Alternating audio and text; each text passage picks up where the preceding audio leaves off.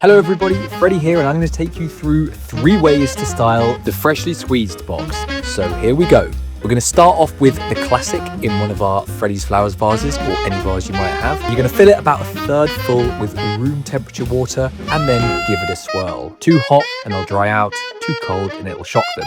Snip an inch off the end of all the stems at an angle and then remove any lower leaves that sit below the vase neckline. I'm going to arrange the blooms around the edge like I've done, and then I'm going to go in with my sunflowers in between the blooms, creating a lovely stem grid in the middle. You can see that nice teepee of the stems.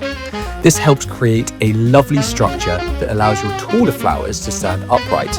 So this here is some beautiful aster, or September flower as it's otherwise called. Gives it a very nice meadowy feel, and I'm going to arrange those in an even triangle in the middle upright. Now in goes some eucalyptus, which I've just dumped into the middle, creating a nice nest.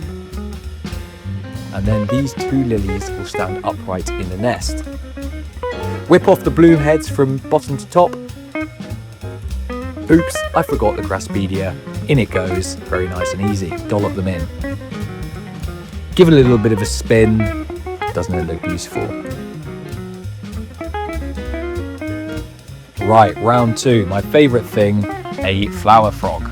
Now onto my favourite bit of apparatus in the florist armoury, the flower frog. So we're going to choose a nice shallow vessel and then fill with water to just above the frog so that the end of the stem sits in it. Now I'm going to create a nice structure with 3 of my sunflowers, a taller one, a medium and shorter, and then I'm going to fill the gaps with 3 of my craspedia, kind of in opposite areas to the sunflowers, all at different heights to get a really nice shape. Now I'm making this arrangement about a week on, so my lilies are open, and I'm going to take one of the flower heads and pop that in at a low angle, and then I'm going to take another of the lilies, pop that in a little more centrally, here we go, so that it fills the gaps, and then again another one at a nice angle.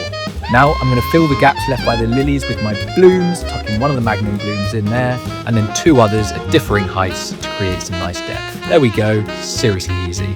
Part 3, here we go, bud vases. So that's going to be decanting your stems into shorter vessels. Fill them about 1/3 full with water, and then I'm going to take my aster here and whip off some of the lateral stems, give them a bit of a defoliate and pop them into the vases. Here I've got some craspedia. I think it's really important to keep them at differing heights so that you get a nice shape along the table. And then I'm going to take my nice open sunflowers, again keeping them at different heights, ideally different also to the heights of the other stems in the vase. Pop them in and you'll get a really varied looking set of vases. Very pretty indeed. Pop them on the dining table, and I hope you love it.